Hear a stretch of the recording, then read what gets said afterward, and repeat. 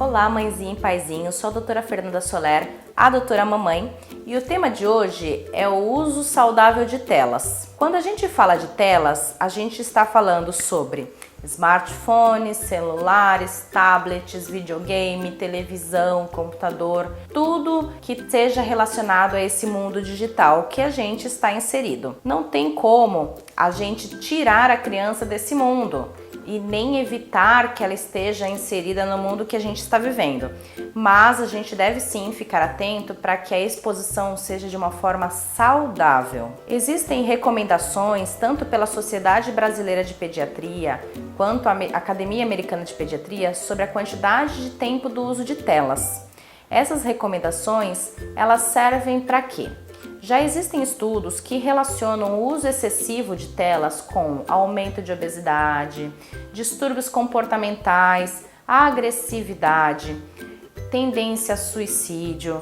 E tudo isso são questões que a gente não quer expor os nossos filhos. Até porque, pra gente, mãe, parece que é só um tempinho de lazer, mas às vezes a gente está deixando eles de uma forma excessiva enquanto ele poderia estar brincando ou sendo estimulado de outra forma. A Sociedade Brasileira de Pediatria recomenda que antes dos 2 anos tenha 0 contato com telas, ou seja, 0 horas por dia. Nesse momento, a mãe ou o cuidador do bebê, eles devem estimular o bebê de outras formas mais lúdicas, através de brincadeiras, brinquedos de colocar empilhamento, enfim, outras atividades que tanto tenha ação motora do bebê quanto tem ação cognitiva do bebê.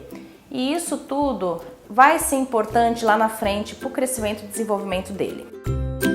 Entre 2 e 5 anos, a sociedade recomenda que seja usado no máximo 1 hora por dia. Ai, doutora, mas esse é só o tempo que eu cheguei em casa, deixei ele lá no banho, depois eu fui fazer comida. Pois é, mãezinha, a gente tem que tentar controlar e não sair dessa meta diária aí. E em relação aos maiores de 5 anos, o ideal é que o uso seja de 2 horas diariamente. Parece pouco, mas se a gente tiver um controle bem adequado, dá para ele usufruir bastante desse tempo. É claro que a gente tem que ficar de olho no que essa criança está usando.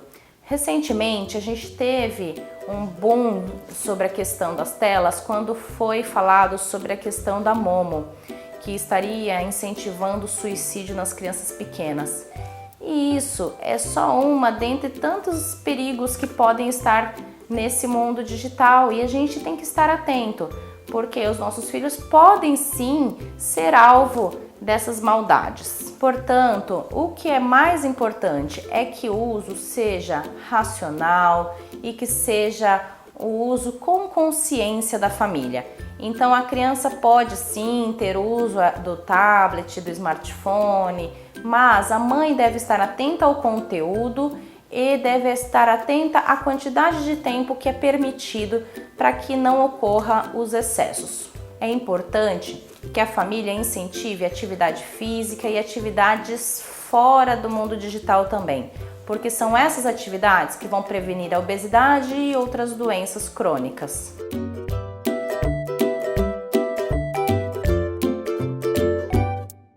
A Unesco, Organização das Nações Unidas para Educação, Ciência e Cultura, recomenda o uso de tablet nas escolas, porque eles acreditam que estaria melhorando a parte cognitiva das crianças. E a Sociedade Brasileira de Pediatria não descarta isso. Pelo contrário, eles reforçam que é possível sim que a gente alie o momento atual que a gente vive, a era digital, com um bom crescimento e desenvolvimento, mas a gente tem que ter ciência de que não pode extrapolar a quantidade diária de uso.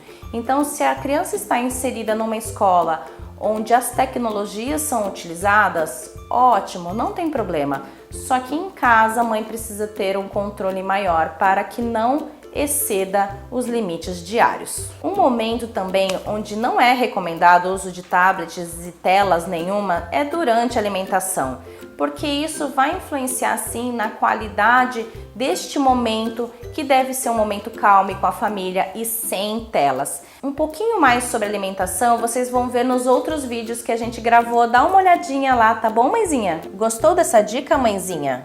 Então curte o nosso vídeo, compartilha com outras mãezinhas e paizinhos, porque às vezes a dúvida de um é a dúvida de todos.